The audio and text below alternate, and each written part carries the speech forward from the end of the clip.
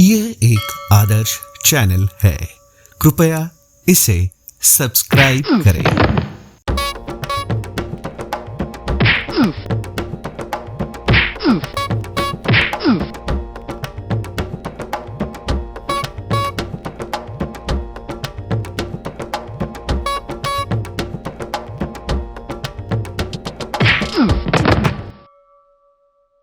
यह विदर्भ के घने आबादी वाला वर्षावन है,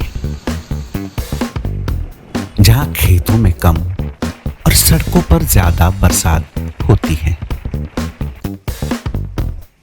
फिलहाल इस शहर में लॉकडाउन का माहौल है और घर से बाहर निकलने पर पाबंदी है। इसी कारण सड़कों पर काफी भीड़ है। आसपास के कई गांवों से कुछ अनेक अजीब जीव जंतु यहाँ के महाविद्यालय में स्थलांतर करते हैं, जिन्हें सारा शहर बैचलर्स के नाम से जानता है।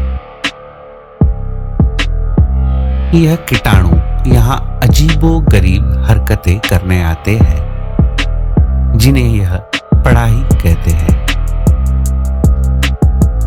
यह एक आदर्श जीव प्रजाति है।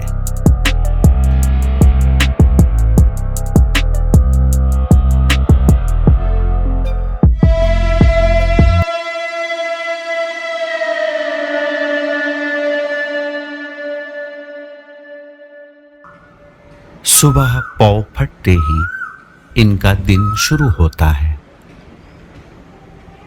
कीचड़ जैसे दिखने वाली जगह, जिसे यह प्रजाति रूम के नाम से जानती है, वहां ये जीव एक दूसरे से लिपटे पाए जाते हैं।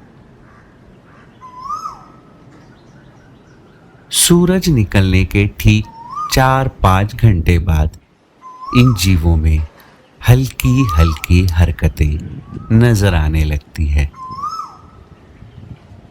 अन्य सभी जीवों की तरह इनका सुबह का पहला काम भी बड़ा विधिवत होता है।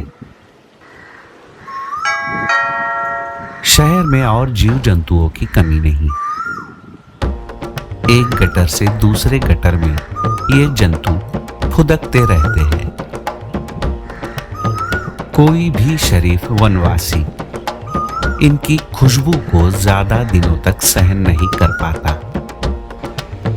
जब भी मौका मिलता है, इन्हें प्रेम पूर्वक अगले गटर में विदा कर दिया जाता है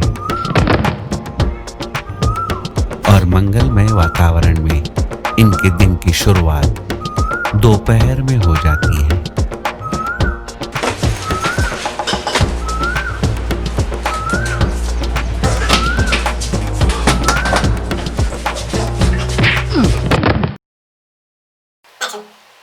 मन साफ होना आवश्यक है। तन भले ही साफ ना हो, इस कहावत पर इनका असीम विश्वास है और इन विचारों पर वो सदैव कायम रहते हैं। अपने अंतर्मन को सुबह सुबह ही स्वच्छ करने के बाद और स्वच्छ करने के लिए बचता भी क्या है। हर स्नान इन्हें मंगल और शुद्ध ऊर्जा प्रदान करता है।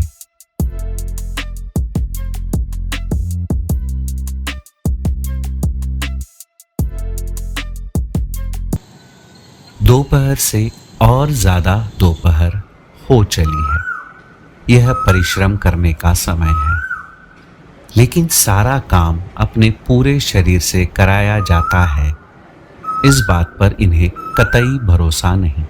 यह केवल अपने उंगलियों से ही अपना सारा काम करवाते हैं। अभी अभी आया हुआ नया जीव अपने भोजन की व्यवस्था करके लाया है, क्योंकि इस गटर में आपको हवाई जहाज तक मिल सकता है, लेकिन खाने के लिए कुछ नहीं मिलेगा।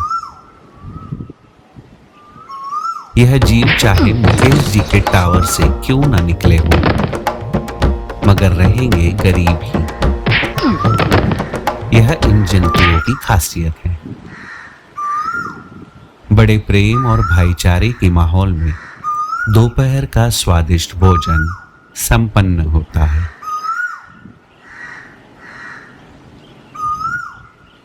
भोजन के पश्चात आराम करना इन्हें पसंद नहीं, क्योंकि उंगलियां अभी थकी नहीं हैं।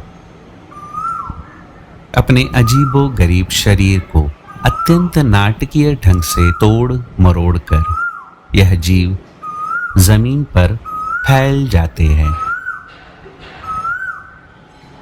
और अपने आने वाले भविष्य के बारे में सोचते हुए काम पर लग जाते हैं। इनमें एक और खास बात होती है, किसी भी तरह से अपनी सकारात्मक ऊर्जा को सोचने, पढ़ने, इन जैसी फिजूल बातों में जाया नहीं होने देते। बैचलर्स के जीवन काल में सबसे प्रमुख काम होता है मादा प्रजाति को आकर्षित करना। इस काम में काफी महारत और एकाग्रता की जरूरत होती है।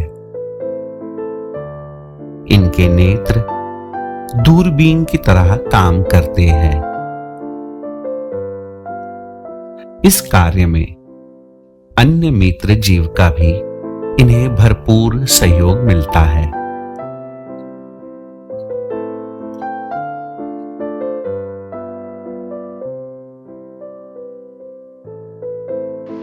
जब कोई मादा अपने छत पर आ जाती है, तब नर जीव अपने नयन बाण उस पर चलाकर उसे आकर्षित करने की कोशिश करता है। मादा भी अपने नाखून कुरेदकर और अपने गर्दन को सही अनुपात में मोड़कर नर के इशारे को सहमति देती है। इस कार्य में बड़े साहस और धैर्य की आवश्यकता होती है।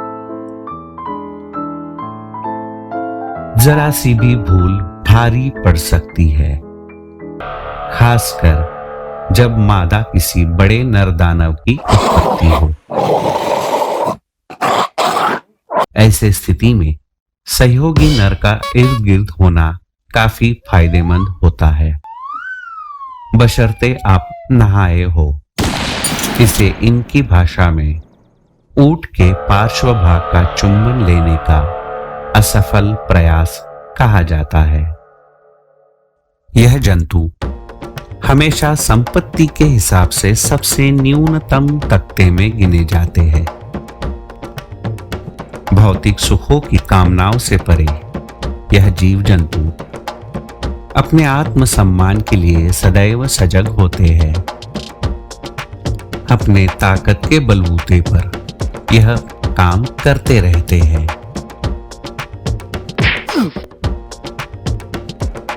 अपनी मेहनत की कमाई का 2000, 4000, 1 रुपया भी इनके लिए लाखों के बराबर है। इनके प्रेम से सद्गतित हुए मेहमान के चेहरे पर मुस्कुराहट छा जाती है।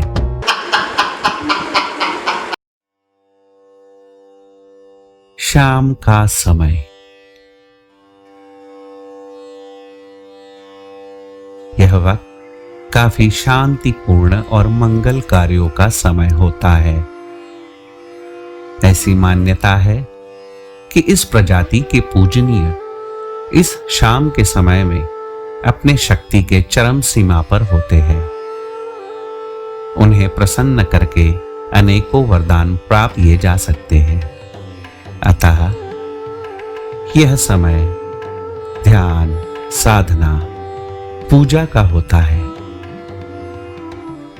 अपने देवताओं को अनेकों व्यंजनों और अमृत स्वरूप पेयों का भोग चढ़ाया जाता है।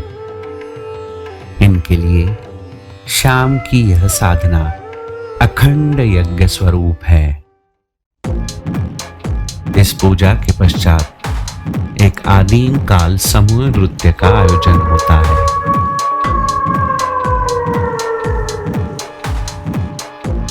इस नृत्य को स्वर्गलोक की उच्चतम अवस्था का दर्जा दिया गया है। यह एक विशेष साधना है।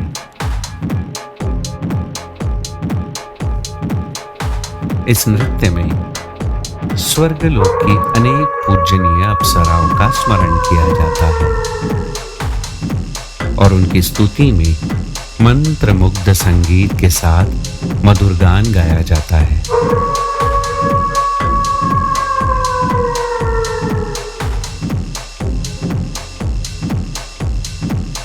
अत्यंत तालबद्ध और अनुशासित तरीके से यह समूह नृत्य किया जाता है।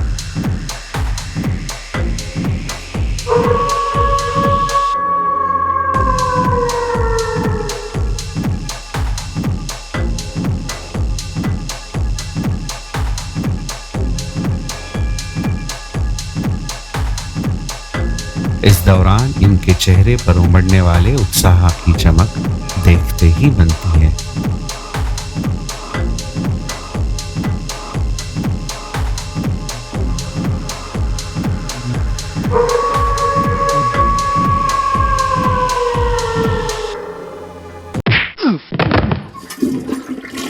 शाम समाप्त होते होते मेहमान को आदर पूर्वक अलविदा कहा जा रहा है। इनके मुख पर आज के अनुष्ठान से अत्यधिक तेज प्रकट हो रहा है।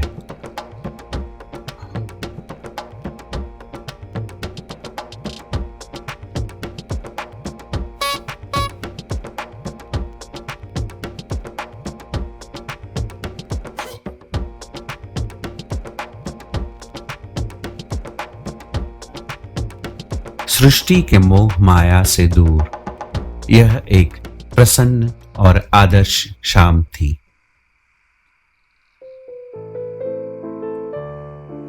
रात हो चली है। यह इनके अध्ययन का समय है। एक विशिष्ट काल में ही यह अध्ययन करना पसंद करते हैं। यह समय लेकिन अनेक ग्रहों के मिलाप से और कई देवताओं के आशीर्वाद से ही आता है। इसके लिए इस समय का बड़ा महत्व है। एक साधक की मुद्रा में बैठकर अपने जीवन का सार इन अति पवित्र ग्रंथों में खोजना वास्तव में एक बड़ा साहस है। इसमें काफी बुद्धि से काम लेना होता है। जैसे जैसे रात गहरी होती है, इनके अध्ययन में रुचि और बढ़ने लगती है और धीरे धीरे यह अपने आत्मज्ञान में डूबते चले जाते हैं। इस तरह इनका आज का दिन भी प्रसन्नता और उच्च कार्यों में समाप्त हुआ। यही इनके जीवन का मूल उद्देश्य है। सारे मोह माया से परे इस प्रजाति का अस्तित्व विलुप्त होने का नाम नहीं ले रहा। इनका संगोपन भी यह स्वयं कर लेते हैं और सृष्टि का जीवन चक्र अबाधित रहता है। यह एक आदर्श चैनल है। कृपया इसे सब्सक्राइब करें।